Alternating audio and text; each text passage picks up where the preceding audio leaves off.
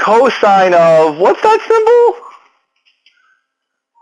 Alpha plus beta over cosine of alpha minus beta equals 1 minus tangent alpha tangent beta over 1 plus tangent alpha tangent beta. Oh my gosh. Well, they're both ugly sides, so maybe method 2 is the way to go. Like, see how far we can get and work on both sides. It is possible to go from one side to the other, but there is sleight of hand involved. So pick a side. Left side or right side? Left? Okay. So is there a way of rewriting cosine of alpha plus beta? What is it?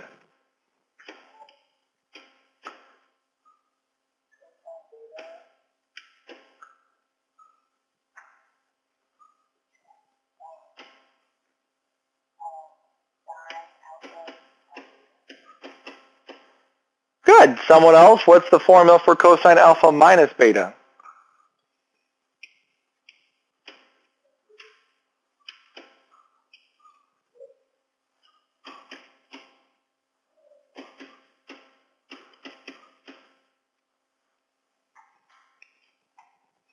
It does not look like much. However, notice we did two important things. One, the numerator and denominator are each two terms, and that's what we need to get to, two terms. And the signs, SIG and S, are in the right place. We have a minus up top and a plus on the bottom.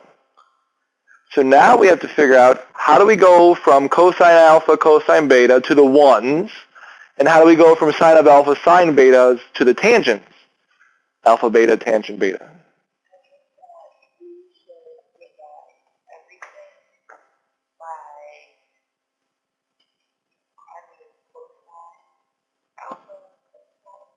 That's a fantastic idea. So if we divide everything by cosine alpha, cosine beta, we're actually multiplying everything by 1. So we're changing what it looks like. We're not changing the value.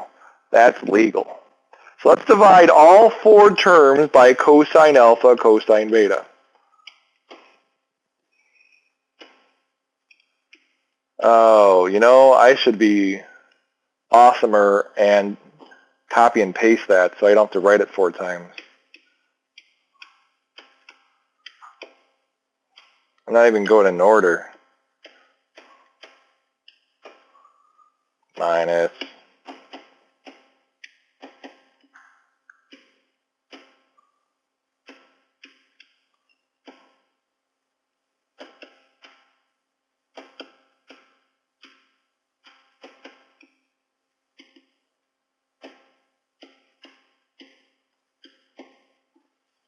So we're dividing all 4 terms by cosine alpha, cosine beta.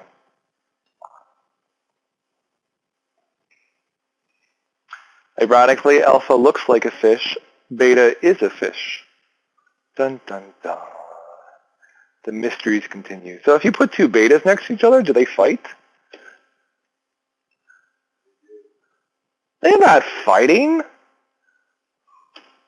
They're best friends. Oh, that's cute. I think the marker just died there. Or she's got a big bow. I don't know. One of the two. What is cosine alpha, cosine beta over cosine alpha, cosine beta? 1. So both these guys are 1. Minus plus. Knife wrench. Sine alpha, sine beta over cosine alpha, cosine beta? Well, what's sine alpha over cosine alpha? Tangent alpha. So these are both tangent alphas. Times sine beta, cosine over cosine beta. Tangent beta. Anyone?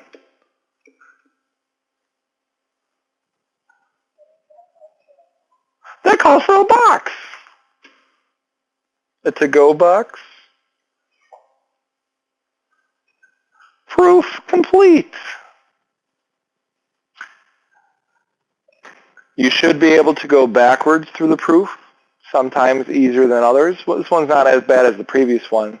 So if we started with the right-hand side and wrote everything in terms of sine and cosine, and then multiplied everything by cosine alpha, cosine beta, that would get us to this line right up here.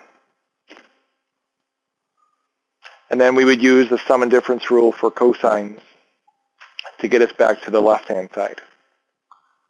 So every proof should be able to be reverse engineered.